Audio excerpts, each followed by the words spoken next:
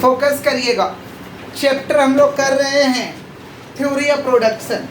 Theory of production का हम लोग का लास्ट एक टॉपिक बचा हुआ है, इकोनॉमीज ऑफ स्केल। अच्छे से सुनिएगा कि इकोनॉमीज ऑफ स्केल क्या होता है। बुक बंद कर दीजिए, सभी बच्चे से रिक्वेस्ट है, अच्छे से सुनिए। किसका बात कर रहे हैं भाई? Economies of scale. हम लोग कौन सा चैप्टर कर रहे हैं भाई? चैप्टर 4 का लास्ट टॉपिक हम लोग का बचा हुआ है। क्या है हम लोगों का? Economies of scale. बोलो क्या बोले हैं? देखिए, इकोनॉमीज का मतलब होता है एडवांटेजेज, डिस इकोनॉमीज का मतलब होता है डिसएडवांटेजेज। इकोनॉमीज, इकोनॉमिक्स का बात नहीं चल रहा है। क्या बात चल रहा है? इकोनॉमीज। इकोनॉमिक्स का मतलब होता है एडवांटेजेज, डिस इकोनॉमिक्स का मतलब क्या होता है? डिसएडवांटेजेज। तो हमें स्केल, स्केल का मतलब हुआ कि हम कितना प्रोडक्शन करेंगे तो हमें किस तरीका का बेनिफिट मिलेगा। कितना प्रोडक्शन करेंगे तो हमें किस तरीके का बेनिफिट। अब मान लीजिए हम लार्ज स्केल अगर प्रोडक्शन करेंगे, लार्ज स्केल प्रोडक्शन का मतलब होता है कि ह्यूज मात्रा में वस्तु को बनाएंगे तो मेरा स्वाभाविक सा बात है कॉस्ट कम पड़ेगा। कॉस्ट क्या पड़ेगा? मान लीजिए यही पेन का हम जब उत्पादन करेंगे, प्रोडक्शन करेंगे तो ज़्यादा मात्रा में करेंगे तो इसका कॉस्ट कम आएगा कि ज़्यादा आएगा? कॉस्ट कम आएगा, और कॉस्ट कम आएगा तो हम आराम से इसको बेच पाएंगे, तो हमें लाभ ज़्यादा होगा, कमाई ज़्यादा होगा। और जब कमाई ज़्यादा होगा तो उसको क्या कहेंगे? Economies of scale. क्या कहेंगे? इकोनॉमीज ऑफ स्केल दो तरीका का होता है, एक होता है इंटरनल इकोनॉमीज और एक होता है external economies. Economies of scale कितना तरीका का होता है भाई? दो तरीका का। कौन कौन सा इकोनॉमीज होता है? इंटरनल इकोनॉमीज, और एक होता है हम लोग का क्या चीज? External economies. पहला कौन सा इकोनॉमीज? Internal economies. और दूसरा कौन सा होता है भैया? External economies. पहला है इंटरनल इकोनॉमीज और दूसरा कौन सा है? External economies. अब प्रश्न आता है कि इंटरनल इकोनॉमीज क्या है और एक्सटर्नल इकोनॉमीज क्या है। इंटरनल इकोनॉमी जो है ये एक पर्टिकुलर फॉर्म को फ़ायदा देगा, मतलब जो बढ़िया करेगा उसको फ़ायदा मिलेगा। जैसे मान लीजिए आप लोग क्लास 12 में है, जो बेहतरीन पढ़ाई करेगा उसका बेहतरीन मार्क्स आएगा, जो खराब पढ़ाई करेगा उसका खराब मार्क्स आएगा। समझ रहे हैं क्या बोल रहे हैं? तो जो बेहतरीन पढ़ाई करेगा उसका बेहतरीन मार्क्स आएगा, बेहतरीन करियर होगा, बेहतरीन भविष्य होगा। समझ रहे हैं क्या बोल रहे थे? ये किसको फ़ायदा मिला? किसी एक इंडिविजुअल को, किसी एक। और जो खराब करेगा उसको खराब वाला रिजल्ट मिलेगा। ये किसको रिजल्ट मिला? सबको कि किसी एक इंडिविजुअल को, किसी एक। समझ रहे हैं क्या बोल रहे हैं कि नहीं समझ रहे हैं? तो आप बढ़िया काम करिएगा तो आपको बढ़िया वाला रिजल्ट मिलेगा। इसको हम कहते हैं इंटरनल इकोनॉमिक। ये जो करेगा उसको लाभ मिलेगा, सबको लाभ नहीं मिलेगा। और एक होता है एक्सटर्नल इकोनॉमिक। एक्सटर्नल इकोनॉमिक्स का मतलब होता है कि भाई सबको लाभ मिलेगा। समझ पा रहे क्या बोल रहे? एक जन को नहीं, सबको लाभ मिलेगा। नुकसान होगा तो सबको नुकसान होगा, लाभ मिलेगा तो सबको लाभ मिलेगा। जैसे कोरोना का टाइम, नुकसान हुआ तो सबको हुआ, एक जन को थोड़ी हुआ, सबको हुआ। वो था एक्सटर्नल डिस इकोनॉमिक। समझ पा रहे क्या बोल रहे? माने हमारा उसमें कोई रोल बोल नहीं है, सरकार कोई कदम उठा लिया या भगवान ने कोई ऐसा कदम उठा लिया। समझ पा रहे क्या बोल रहे हैं? भगवान के कारण हो गया। दीदी ध्यान से सुनो, पेन लेन देन बाद में करिएगा। सुनिए, इकोनॉमीज ऑफ स्केल कितना तरीका का है? कौन कौन? इंटरनल इकोनॉमिक्स का फायदा किसको मिलेगा? सबको कि किसी एक को। और एक्सटर्नल इकोनॉमिक्स का फायदा सबको मिलेगा। ये क्यों होता है एक्सटर्नल इकोनॉमिक्स? एक्सटर्नल इकोनॉमिक्स क्यों होता है भाई? बोलिए। क्योंकि गवर्नमेंट ने डिसीजन लिया है, फायदा मिलेगा तो सबको मिलेगा। समझ रहे क्या बोल रहे? इसे कौन सा इकोनॉमिक्स कहेंगे? External economics. कौन सा बोलिए? इंटरनल इकोनॉमिक्स में आता है technical economy, material economy, financial economy, human resource economy, risk bearing economy. मतलब ये सारे के सारे इंटरनल इकोनॉमी में आएगा। मान लो आप मटेरियल बढ़िया इस्तेमाल कर रहे हो तो बढ़िया प्रोडक्ट बनेगा। बढ़िया प्रोडक्ट बनेगा तो किसको फ़ायदा मिलेगा? आप बढ़िया कर रहे हो तो आपको मिलेगा। फाइनेंशियल इकोनॉमी, रुपया ज़्यादा है, फाइनेंशियल स्ट्रॉन्ग है तो बेनिफिट जो फाइनेंशियल स्ट्रॉन्ग है उसको मिलेगा। समझ रहे हैं? टेक्निकल इकोनॉमी, तकनीक स्ट्रॉन्ग रूप से हमारे पास है, बेहतरीन वाला टेक्नोलॉजी है, तो जिसके पास बेहतरीन वाला टेक्नोलॉजी उसको फ़ायदा मिलेगा। तो इंटरनल इकोनॉमी में क्या क्या आएगा भाई? Raw material economy. कौन सा इकोनॉमी बोलो? Raw material economy. और क्या? Technical economy. और क्या? Managerial economy. बढ़िया एम्प्लॉय रखे हो तो बढ़िया वाला एडवांटेज तुमको मिलेगा। रिस्क बियरिंग इकोनॉमी, कितना रिस्क तुम के पे टाइट हो, तुम कितना रिस्क को सह सकते हो, risk bearing economy, risk bearing, ये सारे के सारे कहाँ आएंगे? इंटरनल इकोनॉमी में। कहाँ आएंगे? इसी के साथ हम लोग का चैप्टर 4 खत्म होता है।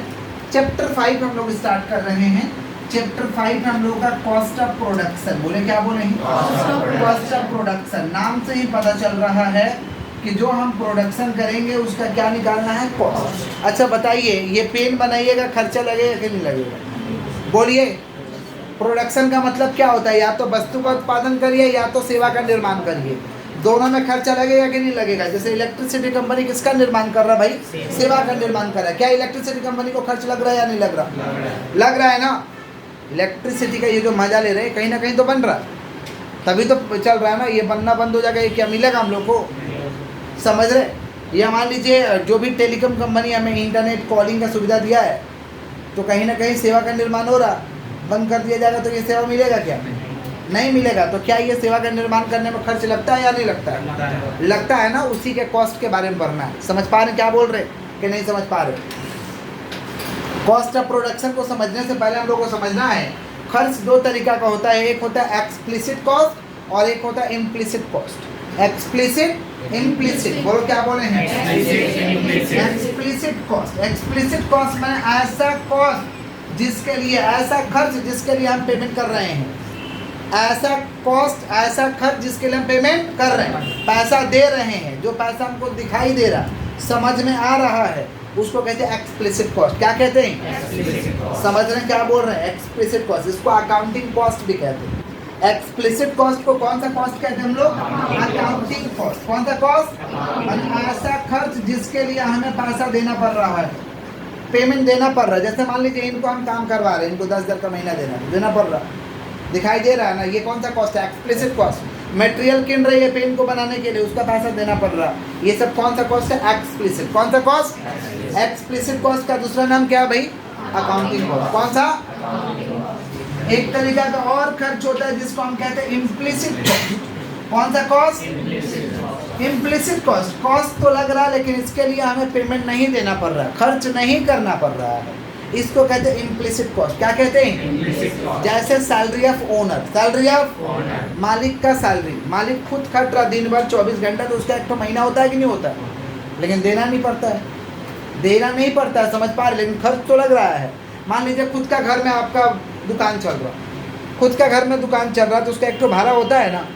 लेकिन खुद का घर है तो आपको भाड़ा नहीं देना पड़ रहा, लेकिन इनडायरेक्टली आपको तो खर्च लग रहा है।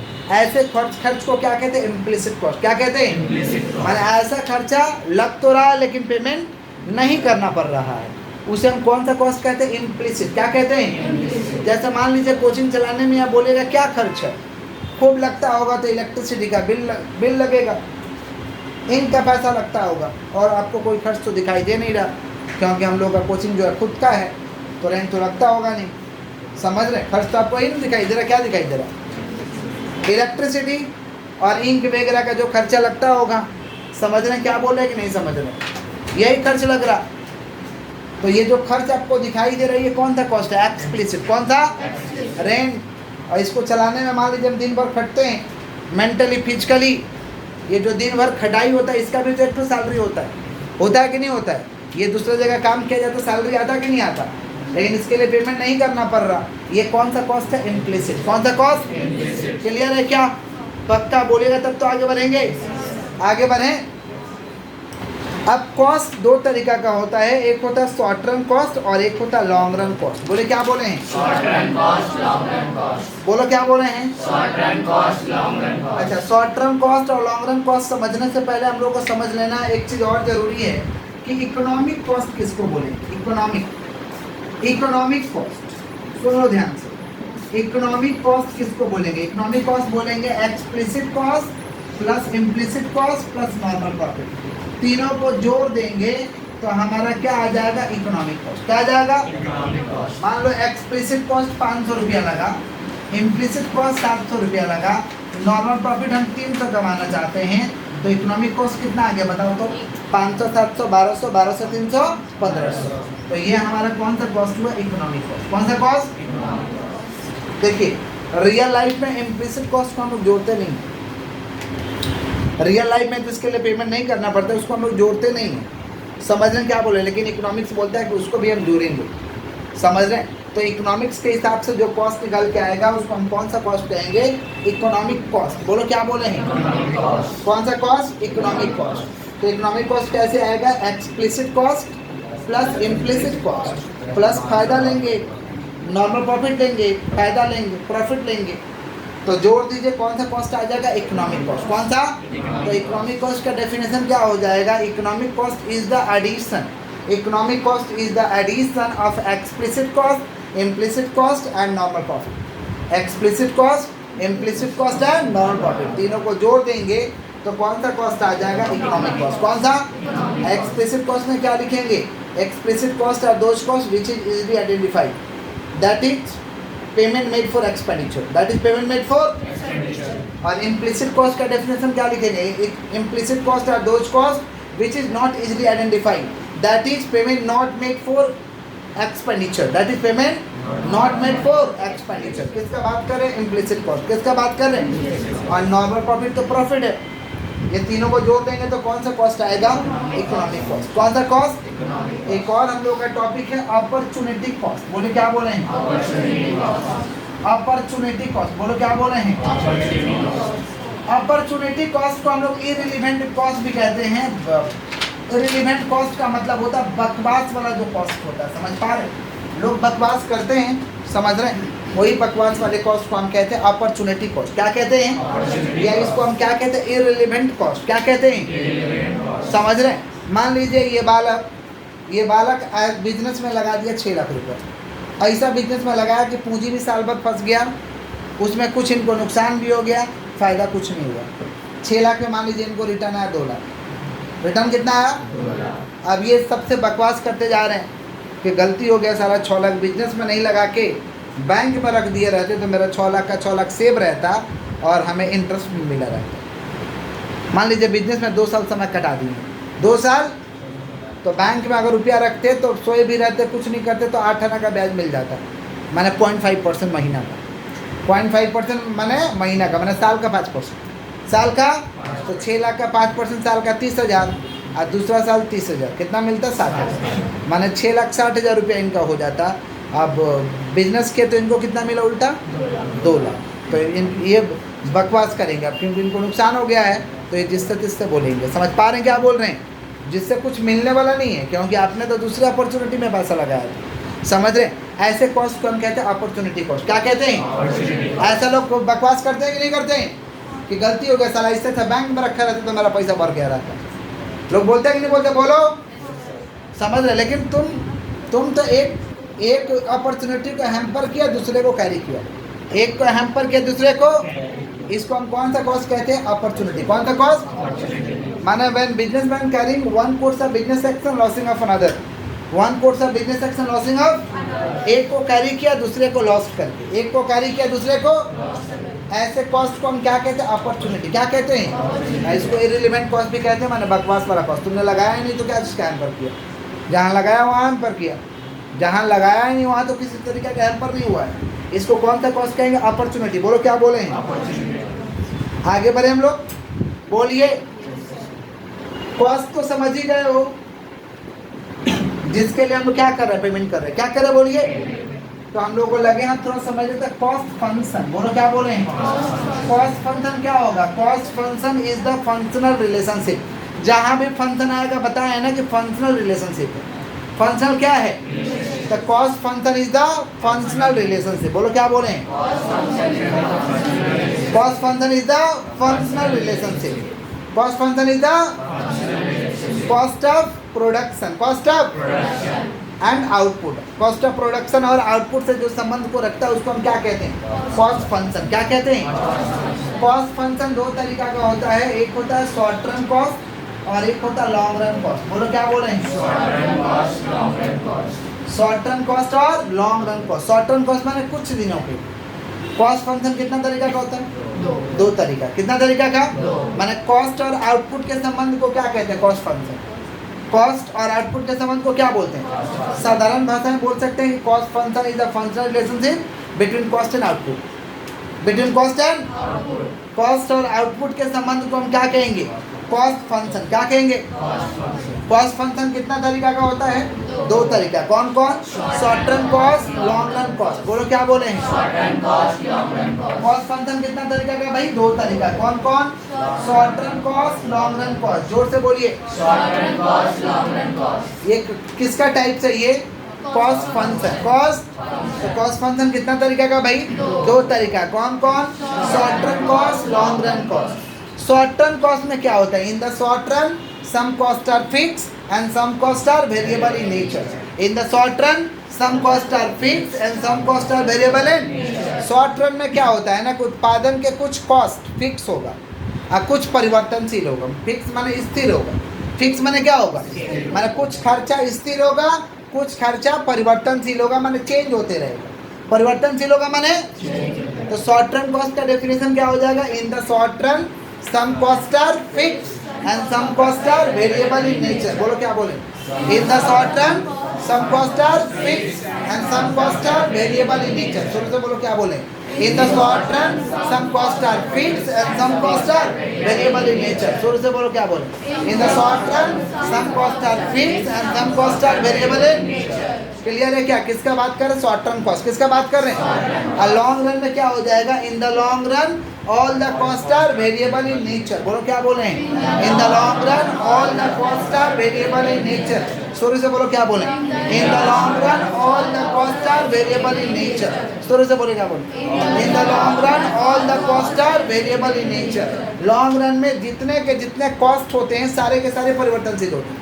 हाँ मान लो इसका सैलरी आज के डेट में 10,000 का महीना है तो एक साल के लिए इसका सैलरी फिक्स है, बाकी खर्चा वेरिएबल। ये शॉर्ट रन में हुआ। लेकिन लॉन्ग रन में क्या पूरा जीवन भर इनको 10,000 का महीना देंगे? पूरा जीवन भर 10,000 का महीना देंगे? क्या पूरा जीवन भर ये काम करेंगे? चेंज करना पड़ेगा। क्या करना पड़ेगा? मान लो कोई घर भाड़ा में लिए 5,000, पूरा जीवन भर 5,000 का महीना दोगे उसको कि चेंज करना पड़ेगा? नहीं चेंज करोगे तुमको चेंज कर देगा, नहीं चेंज करोगे तो तुमको चेंज कर देगा। बात खत्म। समझ रहे क्या बोल रहे हैं? किसका बात कर? Long run cost. बोलो क्या बोले? समझ रहे हो कि भूलते जा रहे हो?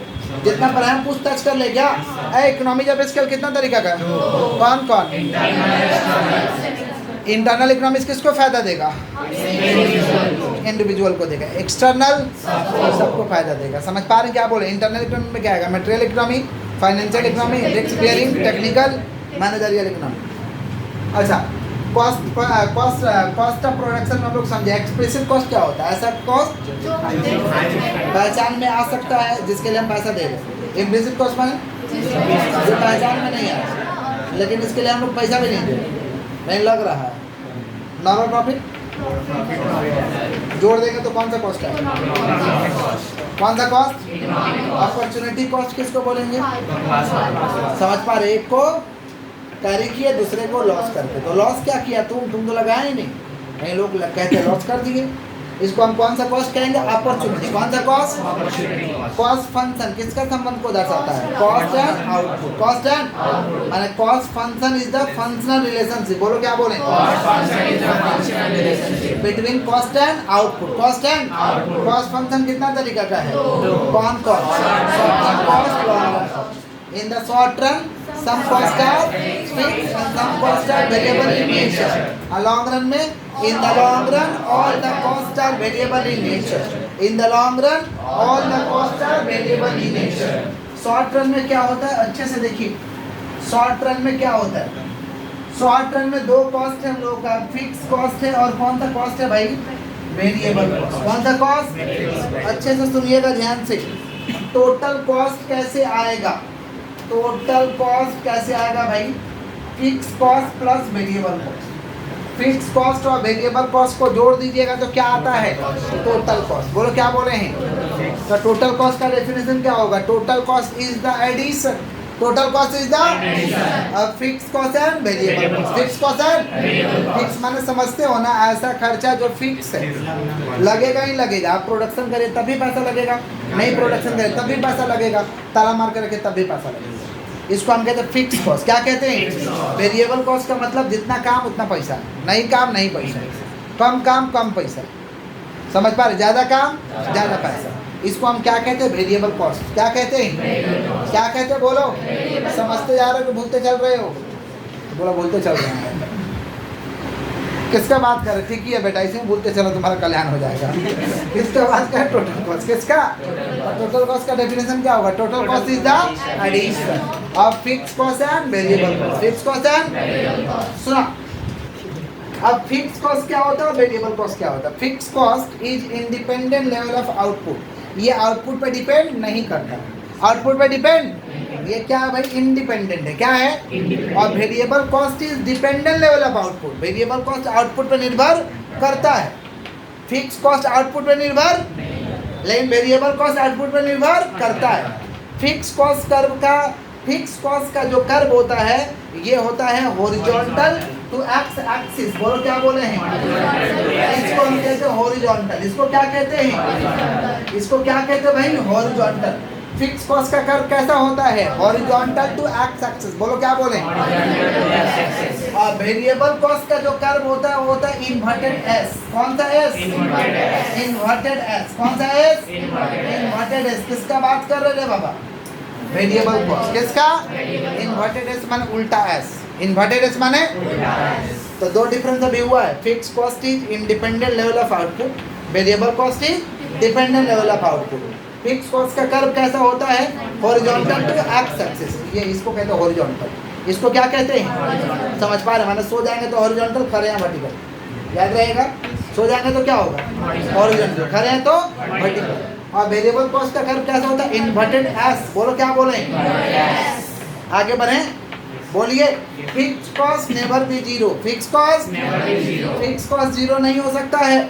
Fix cost never be zero. Variable cost can B zero.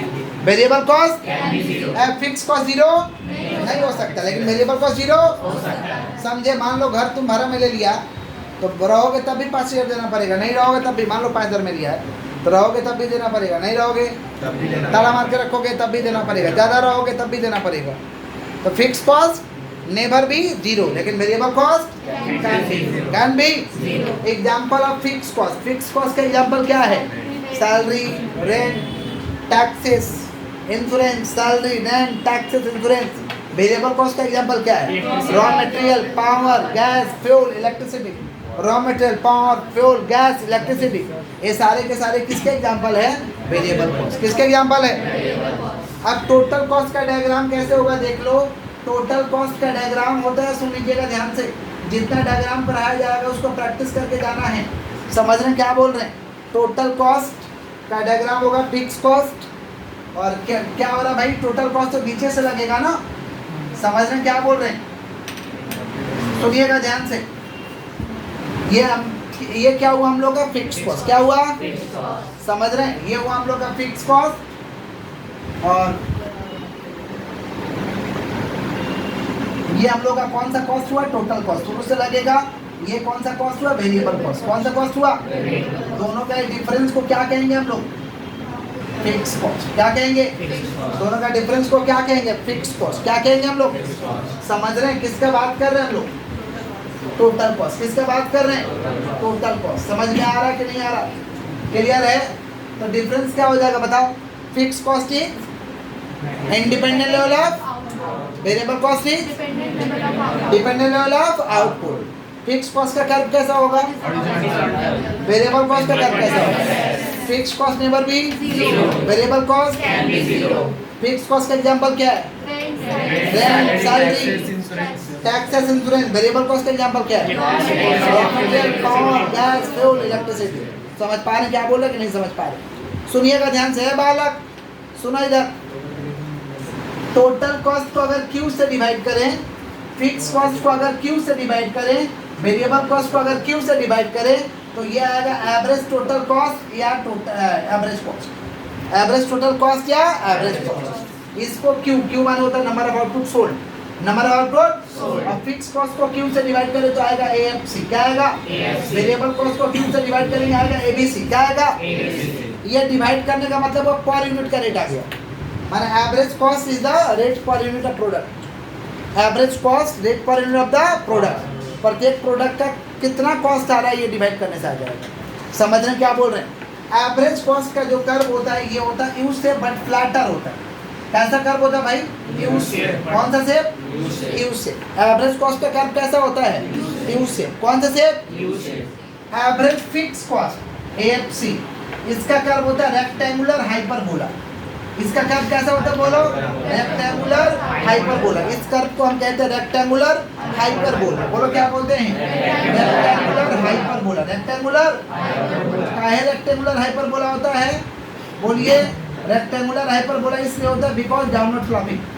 Because कौन सा sloping? Downward sloping. Downward sloping क्यों? क्योंकि एवरेज फिक्स कॉस्ट जो है ये पर यूनिट पे कम होते जाता है। जैसे एग्जांपल दे रहे, मान लो रूम का भाड़ा लिए 5,000। कितना भाड़ा लिए? 5,000। मान लो कोचिंग पढ़ाने के लिए भाड़ा लिए 5,000। उस समय एक तो बच्चा है, माने एक बच्चा पे हमको कितना रुपया देना पड़ेगा? 5। अब मान लीजिए 1 से 10 तो बच्चा हो गया, कितना देना पड़ेगा? 5। अब 10 से 100 तो बच्चा हो गया, कितना देना पड़ेगा? मान लीजिए 1,000 बच्चा हो गया, कितना देना पड़ेगा? देख रहे हो cost per unit, cost per unit कम होते जा रहा है। Average fix cost per unit कम होते जा रहा है। टोटल में फिक्स है, टोटल में क्या सब जगह 5,000 लग रहा है, लेकिन पर यूनिट पे क्या हो रहा है? कम होते जा रहा है। क्या हो रहा है? इसीलिए इसका कर्व होता है डाउनवर्ड स्लोपिंग। क्या होता है? और इस कर्व को हम क्या कहते हैं? Rectangular hyperbola. बोलो क्या बोले?